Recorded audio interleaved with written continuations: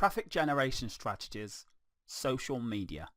Now, to get great social media traffic, you've got to have a look at these different platforms and then create content that's adapted to how they work. So here's a few different ones to look at. YouTube and review videos. Now, to create a review video, all you need to do is get an affiliate product that you're thinking of promoting and then do a review on that product and put it on YouTube. And you'll get people watching your review and listening to what you say. Now, once they've done that, they may well buy the product through your link that you're promoting.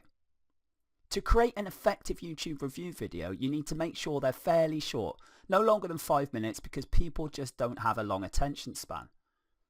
You should use an engaging video title that gets people to click through and have a look based just on that. Treat it like a bit of copy, like the headline on a sales page. You should also use engaging thumbnail images. This means that when it's there in the results or through YouTube, it stands out and people look at it and click on it because they can see that it's something they'll be interested in. You should also use what's known as latent semantic index keywords, or LSI for short. Now, what this means is keywords related to your main subject. So this means you can create something with your titles and your descriptions that people will see, and it will be picked up by YouTube's internal search engine and be more likely to be shown when people search for something either directly or related to this thing. You should also mention these keywords in the video itself when you're talking. You need to get your view count up, so promote it on your different channels where you can, because the higher the organic and real views of your video, the more it's going to show up in their internal search engine. It will also be shown as a related to video on someone else's. This is great if they've got a high traffic video and yours comes up as the next recommended one. Now, the pros of YouTube and video is that video is very engaging. You're much more likely to be able to tell your viewer what you want them to know and to bring them to the conclusion that you want.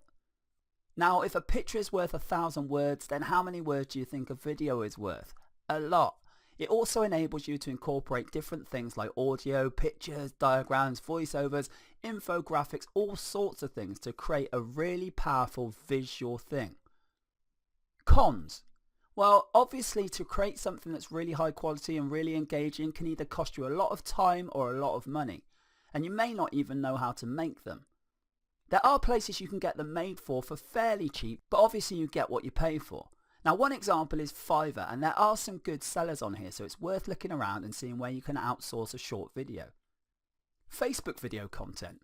Now, Facebook video marketing is a bit different to YouTube because you want to include lots of hashtags so that people can find you on Facebook. You also need to be very proactive in sharing your Facebook video post around all the different groups and things.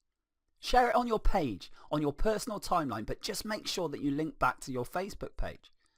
Your video should also be posted in niche-focused Facebook groups that are related to whatever you're selling. Now, the more places you join, the more places you've got to share that video. And the great thing about sharing video links on Facebook is that users not only get to see your video, click on that link, but they also get to click the like button that's connected to it, which is your page. So when you share a video you posted, you've got a chance of getting new likes as well. Now, the pros of Facebook video is that the content has the same benefits as YouTube, but it's easier to convince people to click through and you can get those likes. Now, the cons is that you have to join quite a few Facebook groups to have a decent distribution platform, and also you can't be too aggressive with it because Facebook will shut you down.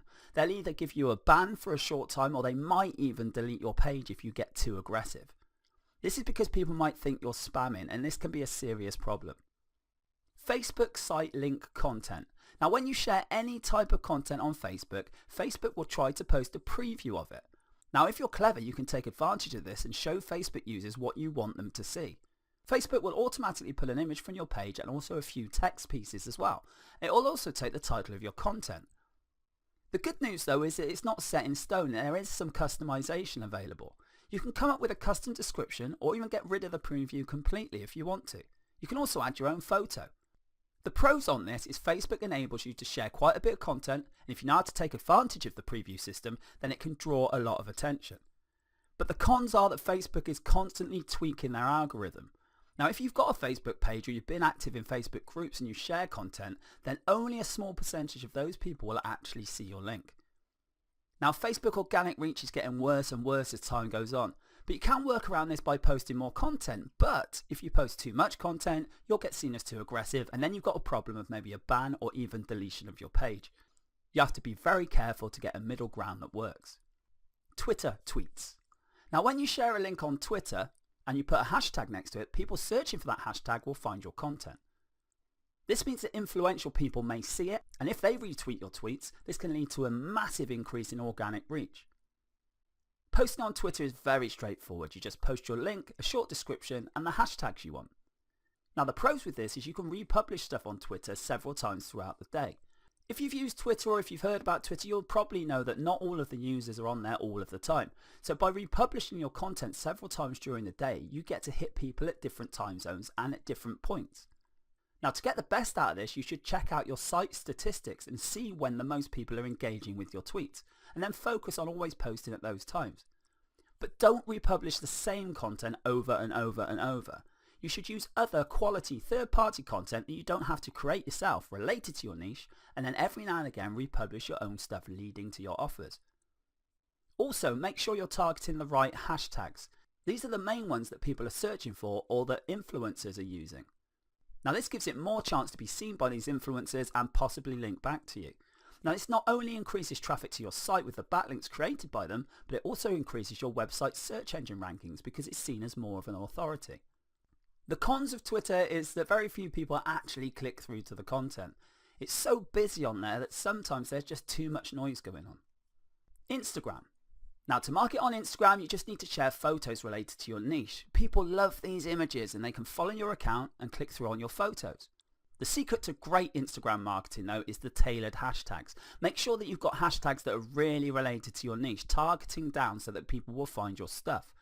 You should also always share high quality photos and only things related to your niche, otherwise people won't know what you're actually focused on.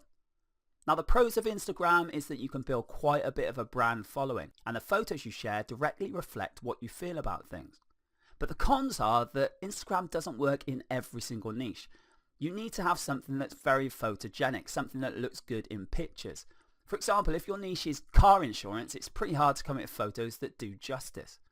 As long as your niche lends itself to graphics and has enough demand on Instagram for it to be worth your while, definitely go on there and do this. With each photo, you can add a call to action and this will make people click through and go to your offers. Pinterest. Now Pinterest is like an online pin board where people share photos and ideas. Now you can then link these photos to web pages or offers. It's heavily categorized so it's easy to find things, but it also means that it's very easy to target a niche. Just like Instagram though, if you're in a niche that doesn't really lend itself to photos or to imagery, then you're probably better off concentrating on a different platform.